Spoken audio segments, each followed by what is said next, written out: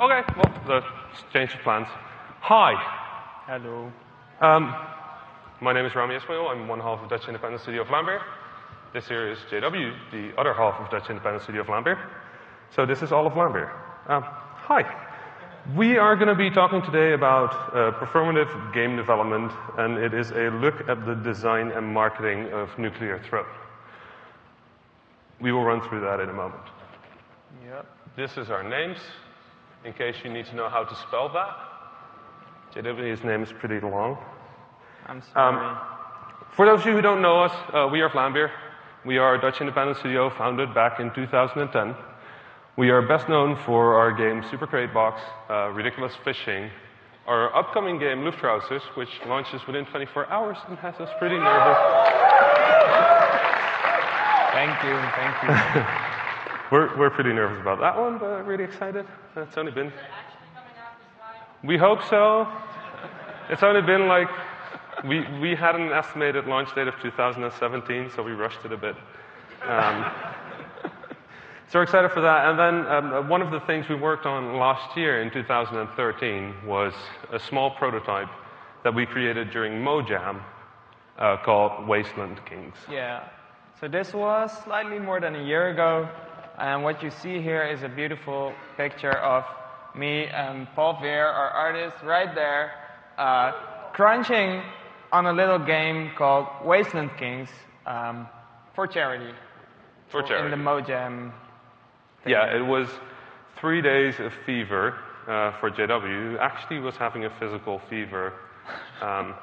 So that thing he's doing where he's holding his head is not because he's being smart, it's just because he was having a tremendous headache. It was a very interesting experience, to say the least.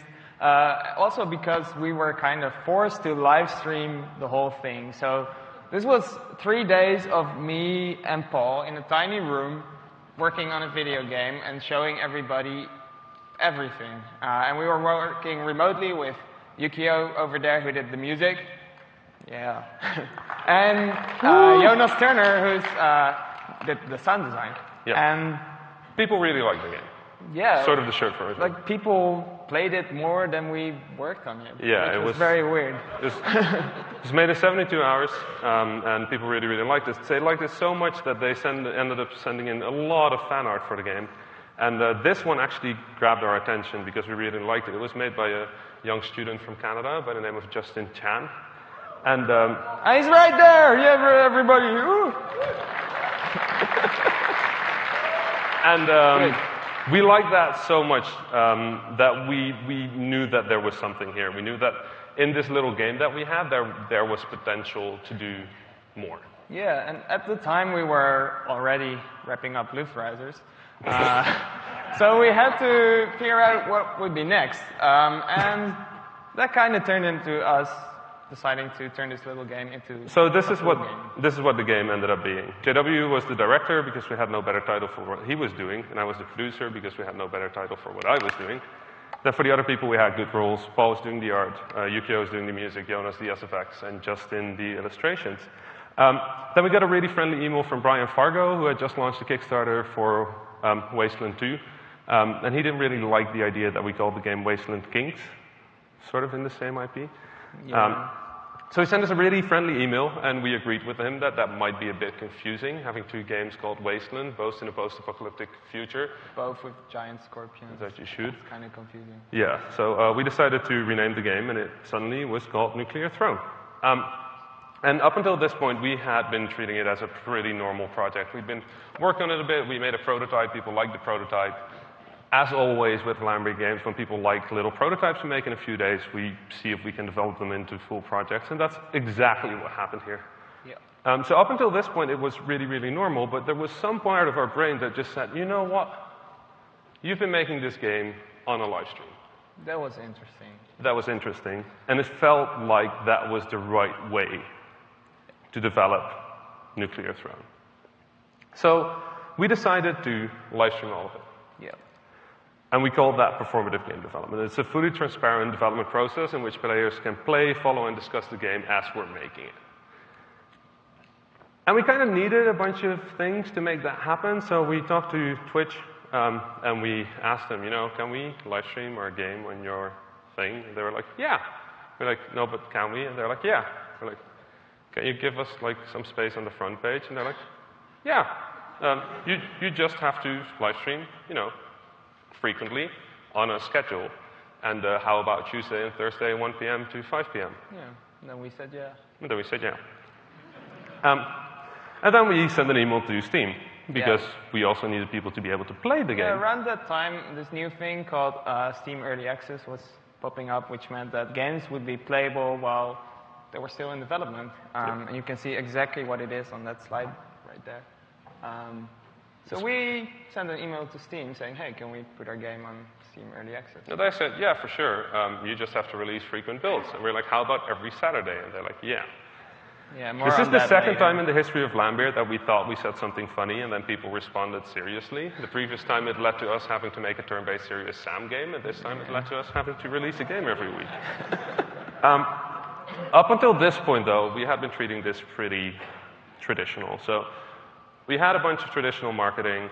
The game was at PAX, the game was at a lot of events, and this is sort of where the switch happened, where it went from being Wasteland Kings, a Vlambeer game. And up until that point, we had been kind of fixing that Game Jam prototype, getting all the code turned into real code that's readable. It's still not really readable, but, getting all the systems in place and all the normal game development stuff. Yeah. At this point, we were switching. We were going to switch gears, and we were going to show how we make video games on the internet.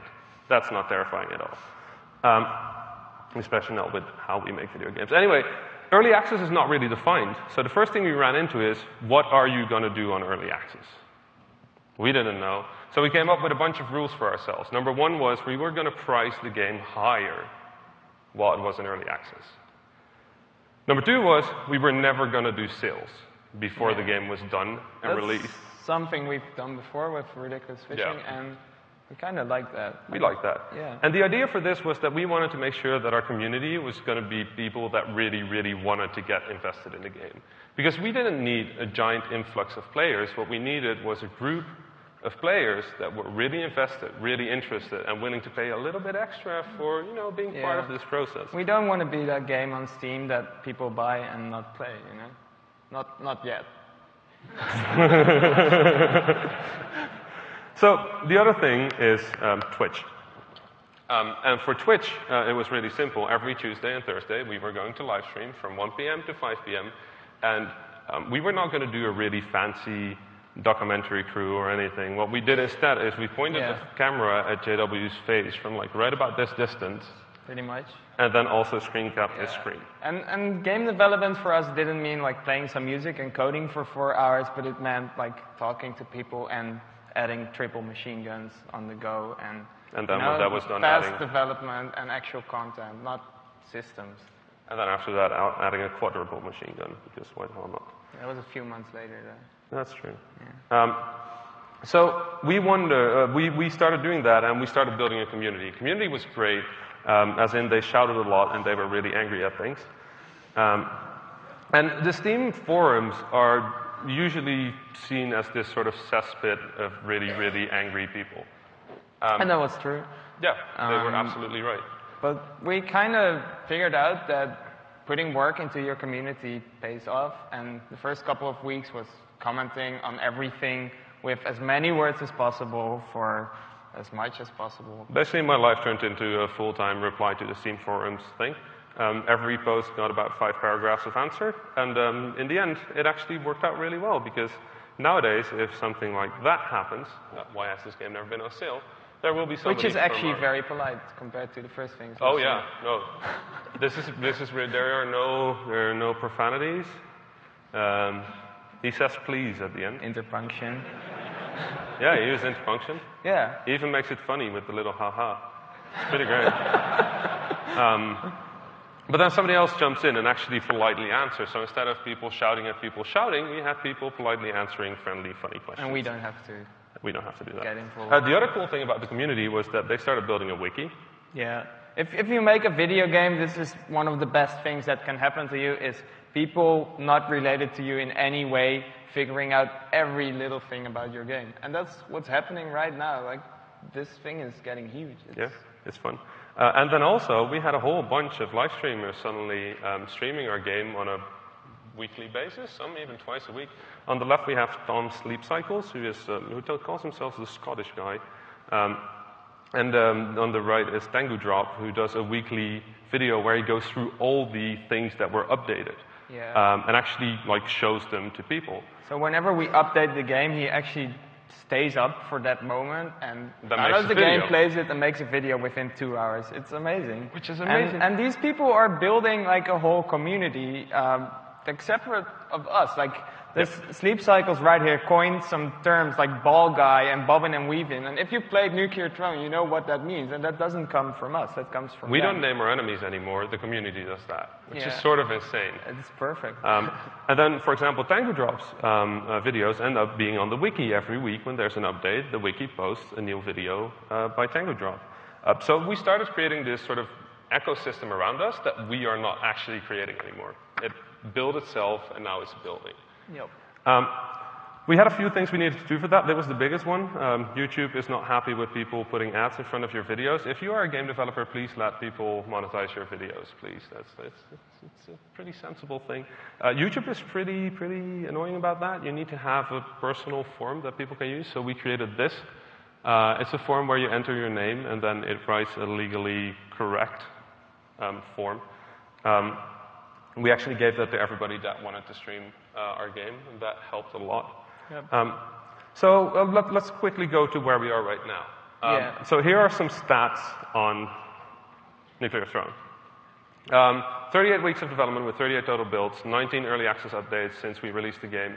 We have 51,000 videos on YouTube, and the longest series on Nuclear Throne is now 81 episodes of 20 minutes each, made by one person. Probably 82 by now. Probably 82 by now.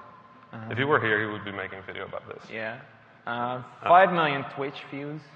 With an average viewership of 60,000.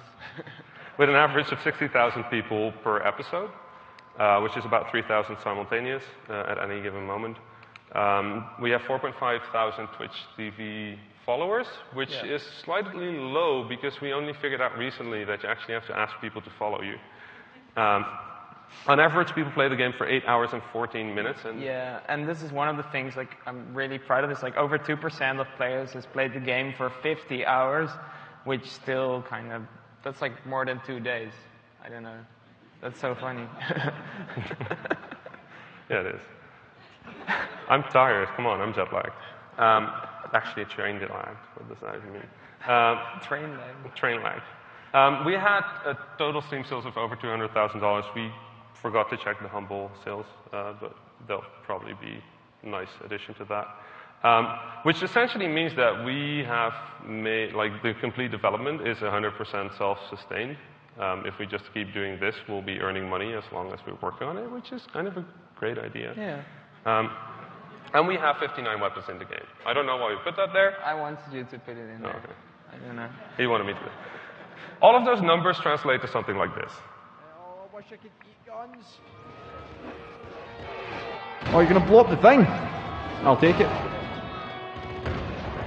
Oh, it's the big guy with the shield you threw a car. Oh, dear Lord. Oh, not the super slugger. Oh, stop it. Where is he?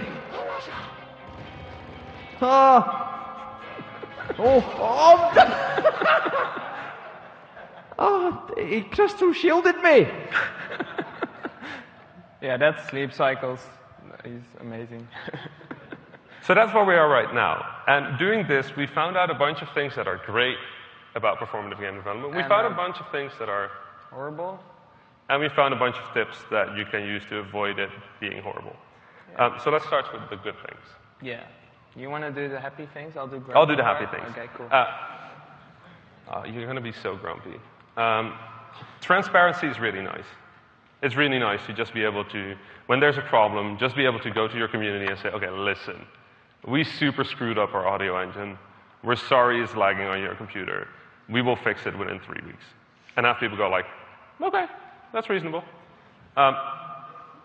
That is a result of being able to have direct communications. Instead of having to go through the press or through traditional marketing channels, we can just flat out tell people when they have an issue, Yeah, that's right. That's a problem. We will probably go and try and fix it unless there is this bunch of other things that we need to do first. And if we have to do those first, we promise you we will get back to your issue. And if we don't, please send us a reminder in about 4 weeks. Which is also awesome.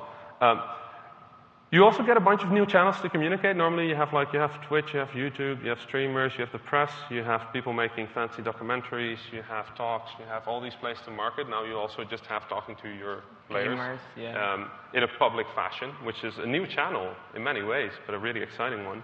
And it does all these funny things, like people try to piece together your story and they try to figure out what the best strategy to play your game is, which is amazing. Yeah.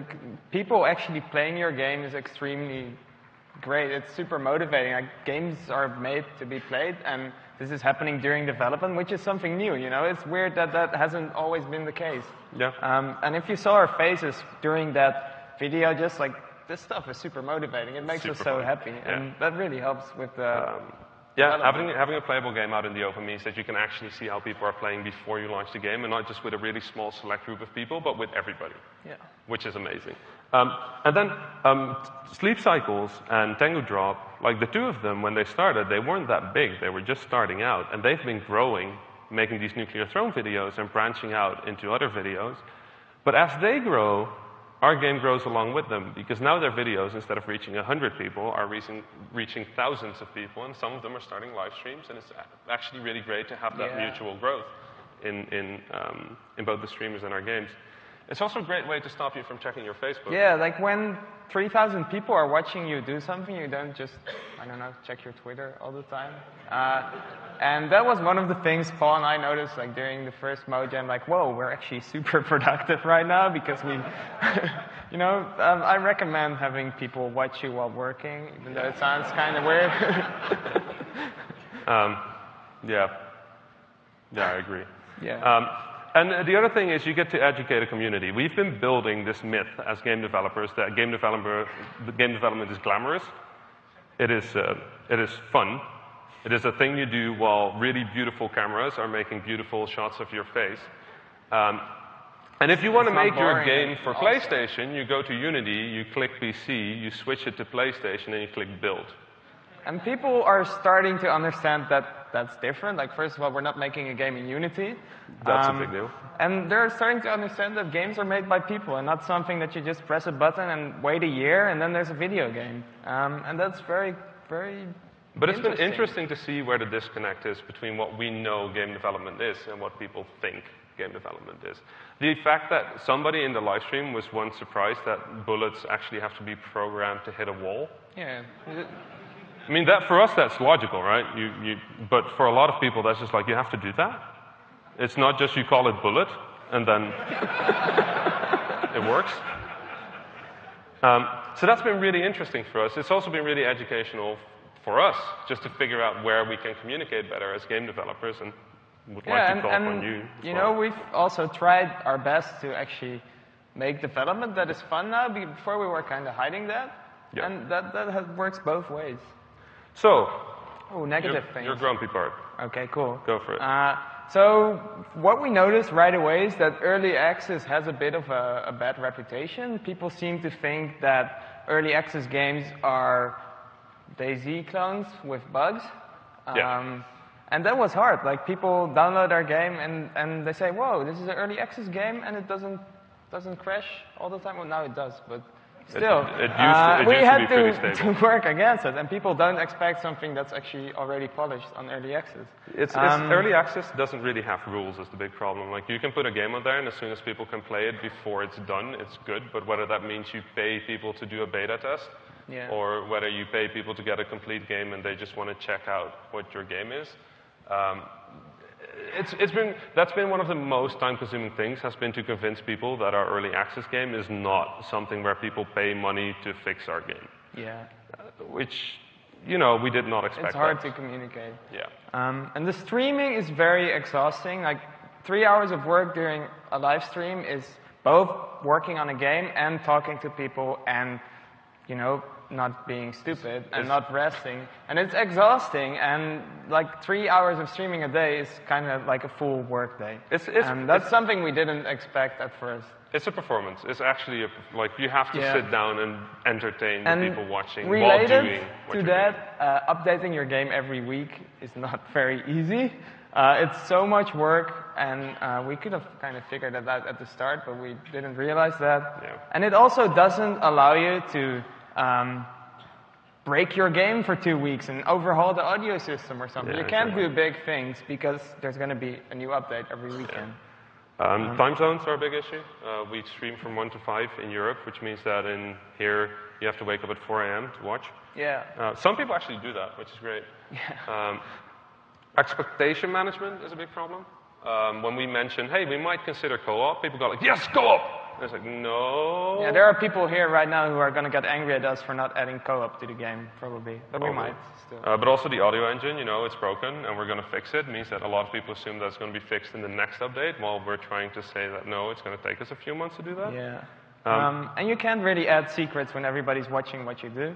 We did one update where I added a couple of new enemies, but that was a decoy because we were actually working on a secret area, which meant a week of working twice as hard. And then people discovered the secret on the first second that the update came out. It was still fun. It's a bit disappointing. But it's not easy. Yeah. So tips.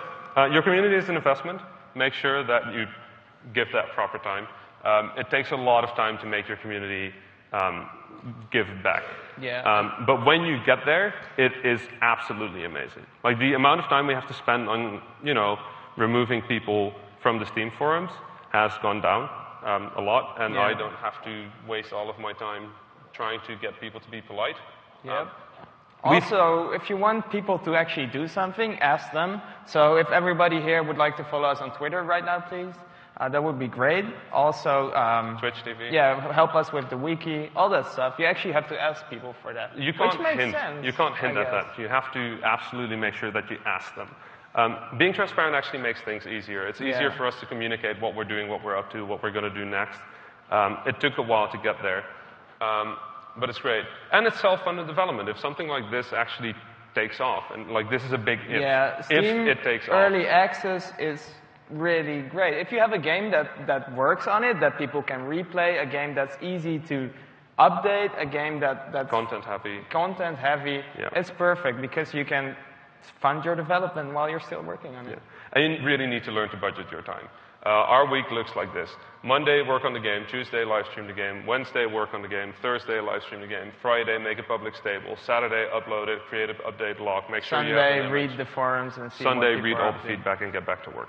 Yeah. That's what our week looks like. That is a bit more than we would do again. If we ever do this again, we would probably do half of this or less. Yeah, probably something like that. Concluding, it's not really for every game. It's not really for every developer either. You need to have a team that you can really trust, that you can depend on. Yeah, a team that can take over. If I'm sick for a week, Jonas will do an awesome audio update. I take 2 hours to implement all the sound effects, and people still have a cool update. Yeah, you have to stick to a schedule. You have to make sure that people know when to be where. Just streaming doesn't do anything. Streaming with a schedule works. Yeah. Content-heavy development content-heavy development is important for your game. We haven't done any systems since early access. It's just adding guns and monsters, which is basically why everybody makes video games. It's true. We have no deadlines, which is great. It means that the community really feels part of making the decision. Yeah, I feel that's one of the most important things. We have a strict schedule every week, but then we have no strict schedule for the entire game. So, concluding, development and marketing is the same thing right now, and that is great for us. It means that we can absolutely focus on just making the game, and making the game itself helps us reach more people. And it helps us educate gamers, and that is sort of amazing. Because it is important. We have created a weird myth around our job, around what we do, around what we love, and it might be about time to, demystify game development a little bit. Yeah. Good. So, since we said you should ask people directly, please follow these Twitter accounts. Please follow this Twitter account. Yeah. Please visit that website and enter your email address into that thing on the Nuclear Throne website. Yukio, can you play us out? Then we're done.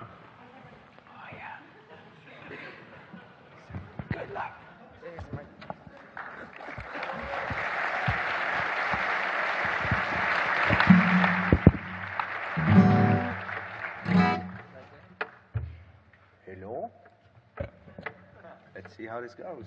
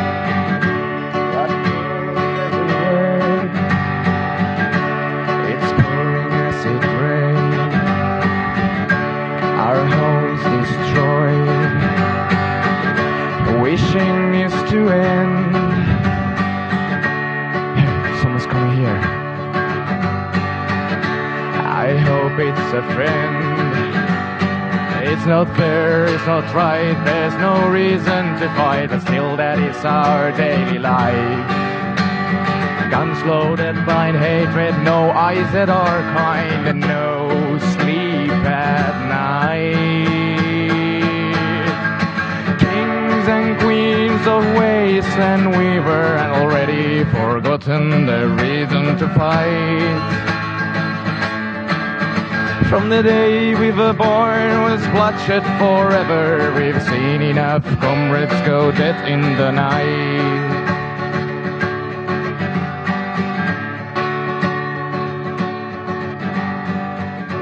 Someone's calling for help.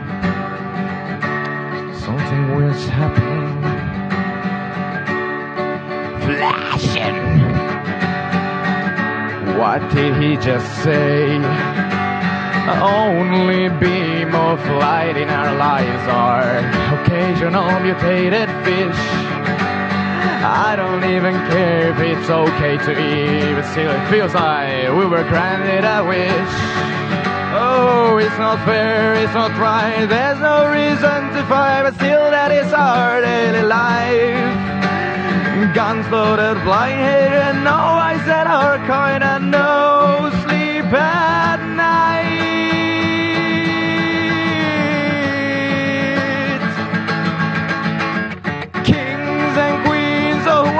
And we were and already forgotten the reasons to fight. From the day we were born was bloodshed forever. We've seen enough comrades go dead in the night. And kings and queens of wasteland we still are. After so many fights, the ground all in blood. Today is the day we all call ourselves free, and we threw all our weapons into the sludge.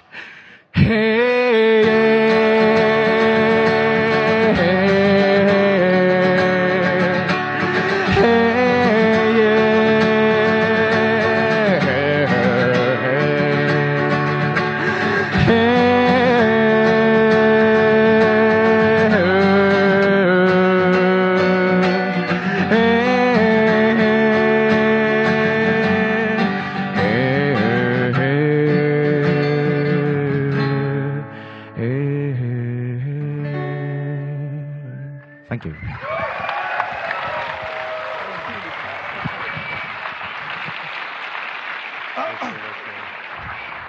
Oh.